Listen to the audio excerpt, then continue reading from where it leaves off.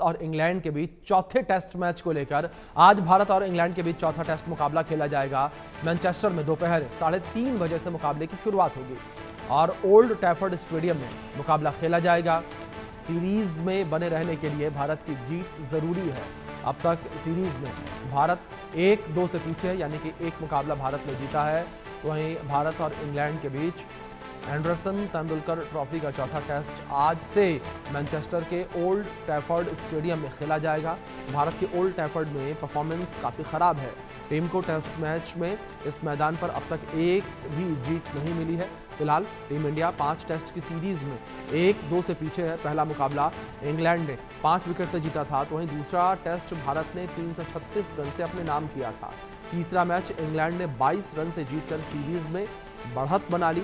आज का मैच दोपहर 3:30 बजे शुरू होगा और सीरीज में बराबरी के लिए भारत को हर हाल में ये मुकाबला जीतना होगा, नहीं तो भारत सीरीज गंवा देगा। अगर ये टेस्ट मैच भारत जीतता है तो 2-2 से सीरीज बराबर हो जाएगी और 5वें मैच में सीरीज का विजेता तय होगा। इसलिए चौथा टेस्ट मैच जीतना भारत के लिए बेहद जरूरी है। अभी 5 टेस्ट मैचों में से 3 टेस्ट मैच खेले जा चुके हैं और तीनों ही टेस्ट मैच के नतीजे निकलकर सामने आए हैं, जिसमें पहला मुकाबला इंग्लैंड ने जीता, दूसरा मुकाबला भारत ने जीता और तीसरा मुकाबला इंग्लैंड ने ही जीता है। और तीसरे मुकाबले में जिस तरीके से भारत की हार हुई, इस हार को लेकर भी काफ़ी ज़्यादा भारतीय टीम की आलोचनाएं जो है की गई हैं। भारतीय क्रिकेट टीम की आलोचनाएं की गई कि जिस तरीके से लगातार विकेट गिरना शुरू हुए और लगातार पारी जो है वो भारतीय टीम से निकलती चली गई हाथ से, और लगातार ये कहा जा रहा था तीसरे टेस्ट मुकाबले को लेकर कि तीसरा टेस्ट मुकाबला जो है वो भारत जीत सकता है, लेकिन भारत वो मुकाबला हार गया। अब अगर ओल्ड ट्रैफर्ड मैदान को लेकर बात की जाए तो यहाँ पर कुल 9 मैच खेले गए हैं, जिसमें से भारत एक भी मैच नहीं जीत पाया है। 4 मैच भारत ने हारे हैं और 5 मैच बेनतीजा रहे हैं, 5 यानी कि ड्रॉ रहे हैं मुकाबले। तो आप देख सकते हैं किस तरीके से यहाँ पर भारत इस मैदान पर एक भी मुकाबला नहीं जीत पाया। और अगर मौजूदा सीरीज में भारत के टॉप प्लेयर्स को लेकर बात करें तो इसमें शुभमन गिल का नाम सबसे ऊपर आ रहा है। 3 मैचों में उन्होंने 607 रन बनाए हैं और उनका जो बेस्ट स्कोर रहा है वो 269 रन का रहा है, जिसमें 3 शतक भी शामिल है। 3 शतकीय पारी उनकी शामिल है। इसके बाद मोहम्मद सिराज का नाम, 3 मुकाबले उन्होंने भी खेले, 13 विकेट उन्होंने अपने नाम किए, जिसमें उनका बेस्ट रहा है 70 रन देकर 6 विकेट लेना और उनकी इकोनॉमी रही है 3.81 की। तो ये स्टार परफॉर्मर है भारतीय टीम के, जिसमें बल्ले से कमाल शुभमन गिल ने किया तो वहीं गेंदबाजी में कमाल मोहम्मद सिराज ने किया।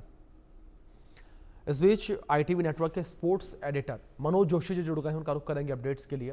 मनोज जी, सबसे पहले तो मैं आपसे यही जानना चाहूंगा कि चौथा टेस्ट मुकाबला कितना चुनौतीपूर्ण होने वाला है भारतीय टीम के लिए। देखिए, जब कोई टीम 1-2 से पिछड़ रही हो एक किसी सीरीज में, तो जाहिर सी बात है कि वो दोनों टीमों के लिए बहुत ही मुकाबला अहम हो जाता है। इंग्लैंड के लिए इसलिए कि उनको सीरीज जीतनी है और हमें इसलिए कि हमें बराबरी करनी है, क्योंकि यहाँ ये डू और डाई मुकाबला है। और डू और डाई का मतलब है कि आप गए तो बिल्कुल गए, तो सीरीज में सारी मेहनत आपकी बेकार चली जाएगी, क्योंकि अभी तक आपको जो आपने जितने टेस्ट मैच खेले, 3 टेस्ट मैच खेले हैं, उन तीनों टेस्ट मैचों में भारत हर मैच में जीत की स्थिति में था। आप देखिए, इसका अंदाजा आप इसी से लगा सकते हैं कि भारत ने इस सीरीज में ज्यादा रन बनाए हैं इंग्लैंड की तुलना में। भारत ने इस सीरीज में ज्यादा सेंचुरी बनाई है। भारतीय खिलाड़ियों ने 8 सेंचुरी भारत की तरफ से लगी है, जो आज तक कभी विदेशी धरती पर नहीं लगी। और तो और भारत का जो गेंदबाजी का स्ट्राइक रेट है वो भी इंग्लैंड से बेहतर है, लेकिन परिणाम 1-2 है, यानी हम पिछड़ रहे हैं। तो इसका मतलब है कि सेशन टू सेशन भी हम लोग उनसे आगे रहे हैं, लेकिन ओवरऑल क्योंकि कुछ एक ऐसे कारण रहे कि कभी कोलैप्स हो गया। 3 बार तो हमारा कोलैप्स हो गया, पहले टेस्ट मैच में 2 बार और एक लॉर्ड्स टेस्ट में 1 बार। तो यदि इस तरह से कोलैप्स होंगे, कैच छूटेंगे और महत्वपूर्ण कैच अगर आप टपकाएंगे तो फिर आपके लिए बड़ी मुश्किल हो जाएगी। और रही सही कसर जो है आपकी जो है अतिरिक्त रनों ने खर्च कर दी। ध्रुव जुरल ने पीछे कीपिंग जरूर की, लेकिन ध्रुव जुरल की जो कीपिंग थी उसमें खास तौर पर मैं कहूंगा कि जो 22 रन जो उन्होंने दिए हैं लेग साइड के, वो टीम इंडिया के लिए बड़े आत्मघाती साबित हुए हैं।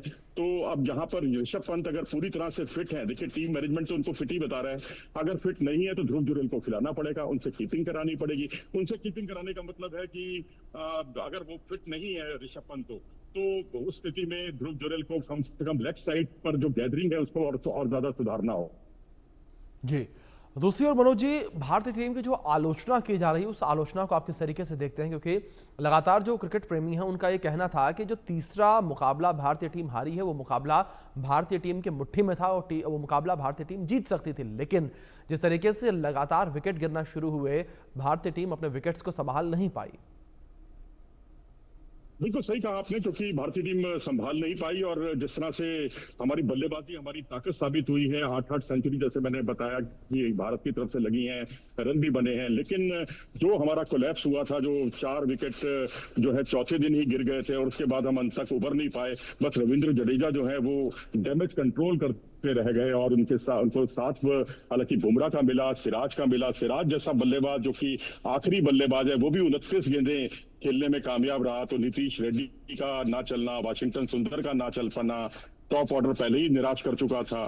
तो ऐसी स्थिति में मैं समझता हूं कि इन सब गलतियों से संभलने की जरूरत होगी अब इस टेस्ट मैच में, क्योंकि यहां अगर आपने गलती की तो फिर कोई गुंजाइश नहीं होगी, आप सीरीज गंवा देंगे। तो अभी तो ये है कि इस मुकाबले में जो बल्लेबाजी है भारत की, और खास तौर पर अगर आप देखें तो यशस्वी जायसवाल जो कट करने की गेंद पर पुल करने चले गए, अंदर आती गेंद पर केएल राहुल एक बार फिर से आउट हुए। जोफ्रा आर्चर के सामने कंफर्टेबल नहीं है आपके यशस्वी जायसवाल।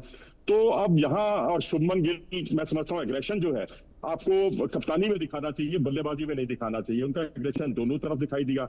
नहीं ऐसा क्या लगा कि उन्होंने जो 250 प्लस की पारी खेली और 150 प्लस की पारी एक मैच में, उसके बाद वो इतने ज्यादा कॉन्फिडेंट हो गए थे कि अब उनको लग रहा था कि यहाँ पर वो अपनी बल्लेबाजी जो है अटैक करके लड़ेंगे और लगातार आक्रामक बल्लेबाजी करेंगे। लेकिन आक्रामक बल्लेबाजी तो छोड़िए, वो हर गेंद पर करीब करीब बीट होते हुए दिखाई दिए। तो एग्रेशन आप, मैं कहूंगा, कप्तानी में दिखाइए, बल्लेबाजी में मत दिखाइए। और विराट कोहली से बहुत कुछ सीखने की उनको जरूरत है, क्योंकि विराट कोहली बहुत कूल माइंडेड होकर बैटिंग किया करते थे और कप्तानी में बहुत एग्रेशन उनमें होता था। लेकिन यहाँ दोनों जगह अगर आपने एग्रेशन दिखाया तो वो लेने के देने पड़ सकते हैं, बहुत महंगा साबित हो सकता है भारतीय टीम के लिए। जी मनोज जी, दूसरी ओर जिस तरीके से इस मैदान को लेकर बात करें, इस मैदान को लेकर भी बड़ी सारी चर्चाएं चल रही हैं और ये कहा जा रहा है 9 मुकाबले भारतीय टीम ने खेले, एक मुकाबला भी आज तक नहीं जीत पाई, 4 मुकाबले हारी है, 5 बेनतीजा रहे हैं। आपको मौजूदा समय में जो इंग्लैंड की टीम है और जो भारतीय टीम है उसको अगर कंपेयर किया जाए, क्या आपको लगता है कि जो ये लंबे समय से एक स्ट्रीक चल रही है, क्या ये स्ट्रीक टूट पाएगी?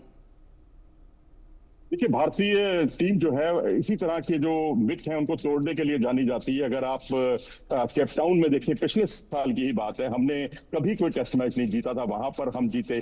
पर्थ में भी हमने इसी साल, पिछले साल मुकाबला जीता।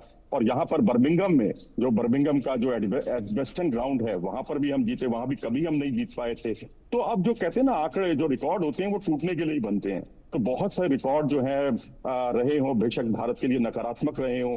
अब आप कौन कह सकता था कि ब्रिस्बेन गाबा में भारत जो है उनका गुरूर तोड़ेगा, ऑस्ट्रेलियंस का गाबा का गुरूर तोड़ेगा, वो भी भारत ने किया। तो भारतीय बल्लेबाजी में, गेंदबाजी में ओवरऑल कोई क्षमताओं की कमी नहीं है। ऐसा नहीं है कि इंग्लैंड टीम बहुत बेहतर खेल रही है। रही बात आपके सवाल के दूसरे हिस्से की, तो निश्चित तौर पर यहाँ फर्क जो है, अब इंग्लैंड में डॉसन आ गए हैं, लियाम डॉसन, जो 18 सेंचुरियां हैं, तो वो स्पिनर, लेकिन 18 सेंचुरियां फर्स्ट क्लास क्रिकेट में बना चुके हैं। और 2024 से लेकर अब तक काउंटी क्रिकेट में उन्होंने हैम्पशायर की तरफ से खेलते हुए 3 सेंचुरी बनाई है, 5 हाफ सेंचुरी बनाई है। अब वो 8वें नंबर पर वो बल्लेबाजी करेंगे तो क्रिस वोक्स को नंबर 9 पर आना पड़ेगा। यदि 9 नंबर पर या 10वें नंबर तक मैं कहूंगा उनके पास बल्लेबाजी है, तो बल्लेबाजी की गहराई है इंग्लैंड के पास। गेंदबाजी भी थोड़ी उनकी बेहतर हुई है। मैं तो कहूंगा बशीर का जाना उनके लिए बहुत उपयोगी साबित हो गया है। जानते थे गेंदबाजी में उनको विकेट जो है भारतीय बल्लेबाजों के जल्दबाजी में, हड़बड़ाहट में या उन पर बड़े स्ट्रोक खेलने के प्रयास में उनको विकेट मिलते थे, जो जडेजा को और वाशिंगटन सुंदर को नहीं मिल पाए। तो फर्क यही है कि उनकी पास बल्लेबाजी में गहराई है और डॉसन के आने से और जो गेंदबाजी का जो आक्रमण है वो भी थोड़ा सा उनका इंप्रूव हुआ है। जोफ्रा आर्चर के आने से इंप्रूव हुआ है पिछले मैच में। लेकिन ओवरऑल अगर आप देखेंगे तो भारतीय टीम में थोड़ी सी प्लेइंग 11 को लेकर एक सुगबुगाहट जरूर है, क्योंकि अब नीतीश रेड्डी जो है वो अनफिट होकर रूल्ड आउट हो चुके हैं पूरी सीरीज से। और उसके अलावा नीतीश रेड्डी के अलावा जो उनकी जगह जो आकाशदीप हैं वो भी रूल्ड आउट हो गए इस मैच के लिए। और फिर उसके बाद इनका जो विकल्प था वो थे हमारे पास अर्शदीप सिंह, वो भी रूल्ड आउट हो चुके हैं इस मैच से। तो ऐसी स्थिति में अब हमारे पास ऑप्शन यही बचता है कि हम प्रसिद्ध कृष्णा को खिलाएं या अंशुल काम्बोज पर भरोसा करें। प्रसिद्ध कृष्णा के पास तजुर्बा है और लेकिन पिछले इस सीरीज में उनका जो 2 मैच हैं बहुत खराब गए हैं। वो संघर्ष करते रहे हैं कि गेंद के टिप्पे को लेकर, गेंद की पिच कराने को लेकर कई बार बहुत शॉर्ट पे डिलीवरीज उनकी बहुत महंगी साबित हुई हैं। तो मैं समझता हूं कि अंशुल काम्बोज को, क्योंकि अपराइट सीम है उनके पास, सीधी सीम का इस्तेमाल बहुत अच्छा करते हैं और उनको देखा नहीं है अभी तक इंग्लैंड के बल्लेबाजों ने गेंदबाजी करते हुए। तो मैं समझता हूं कि अभी जो इंग्लैंड लॉयंस के खिलाफ वो खेले थे वहां पर भी उन्होंने अच्छे खासे विकेट चटकाए थे, 51 रन की पारी खेली थी। यानी बल्लेबाजी की गहराई भी वो देते हैं एक तरह से, और गेंदबाजी में उनकी जो सीम है, क्योंकि अब आकाशदीप नहीं है तो एक सीम मूवमेंट वाला एक आपके पास बॉलर मौजूद है, तो मुझे लगता है कि वो एक बेहतर चॉइस होंगे। बिल्कुल। जाहिर तौर पर मनोज, अब देखना दिलचस्प यहाँ पर ही रहेगा कि भारतीय टीम किस तरीके से मुकाबला खेलती नजर आती है और ये सीरीज कहाँ जाकर इसका अंत होता है। फिलहाल बहुत शुक्रिया आपका जुड़ने के लिए और इन अपडेट्स के लिए। आगे बढ़